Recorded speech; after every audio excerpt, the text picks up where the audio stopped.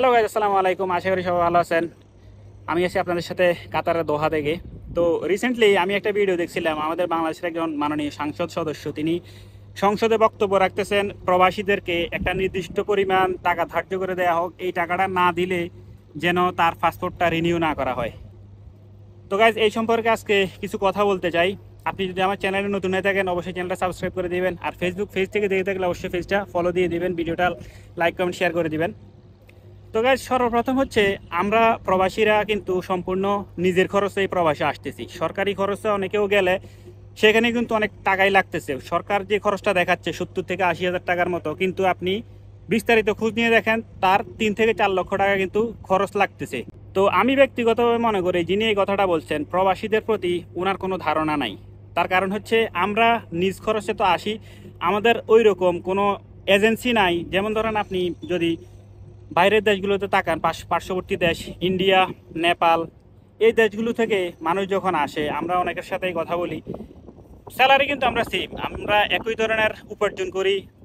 আমরা আমাদের যে স্যালারি তাদেরও সেম স্যালারি, কিন্তু আমরা আসতে হচ্ছে 5 থেকে 6 লক্ষ টাকা খরচ করে মিডল ইস্টে। আর যদি আমরা ইউরোপের দিকে মুভ করি তাহলে 10 লাখ প্লাস।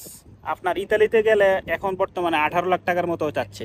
তো এখন পার্শ্ববর্তী দেশ তারা যদি 50-60 হাজার টাকা খরচ করে মিডল ইস্টে আসতে পারে, তাহলে বাংলাদেশিরা কেন নয়? আমরা বাংলাদেশিরা কেন আসতে পারতেছি না?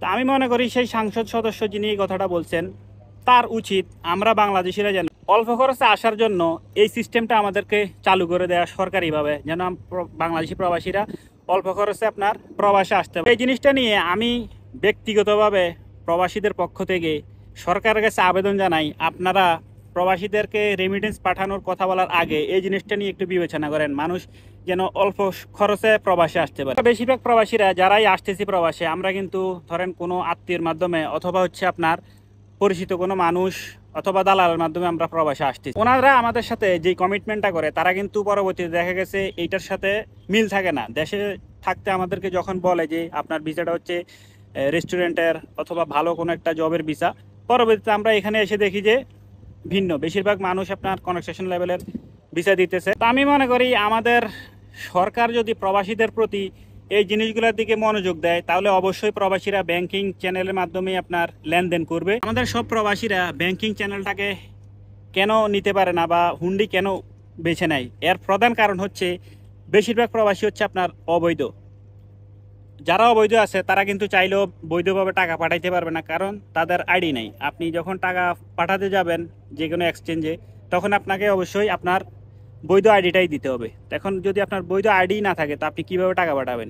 এই জিনিসটা আগে জানা দরকার। যারা বলতেছেন যে প্রবাসীরা কেন হুন্ডির পথে যাচ্ছে বা ব্যাংকে কেন লেনদেন করতেছে না, এটাই হচ্ছে আপনার মূল কারণ। আর অনেকেই বলতেছেন ব্যাংকিং মাধ্যমে লেনদেন না করে আপনারা হুন্ডির মাধ্যমে করবেন। এখন যেহেতু আপনি আপনার টাকা দিয়ে আসছেন, অবশ্যই আপনি অধিকার রাখেন আপনি কিভাবে দিবেন। তবে দেশটা তো আমাদের। দিন শেষে আমরা কিন্তু যারা মিডল ইস্টে আছি অথবা অনেকেই ইউরোপে আছেন, বাংলাদেশে তো অবশ্যই আসতে হবে আমাদেরকে। তো দেশটা আমাদের, আমরা সবাই মিলেই কিন্তু এই দেশটাকে এগিয়ে নিয়ে যেতে হবে, গড়তে হবে। তো আরেকটা জিনিস খেয়াল রাখবেন, আপনারা যখন হুন্ডিতে লেনদেন করতেছেন অনেক মানুষই কিন্তু আপনার এটা কিন্তু বৈধ না।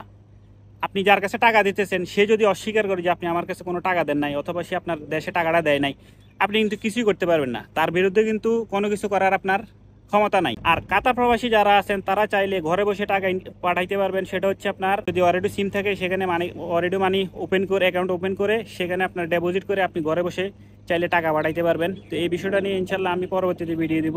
যারা নতুন আছেন ঘরে বসে টাকা পাঠাইতে চান, তো আমি মনে করি এখনই সময়, যদি সরকার আমাদেরকে সিস্টেম করে দেয় প্রবাসীরা খুব অল্প খরচে ইন্ডিয়া নেপালের মতো প্রবাসে আসার জন্য সেই ব্যবস্থাটা যদি করে দেয়, অবশ্যই আমরা ব্যাংকিং চ্যানেলটাই বেছে নিব।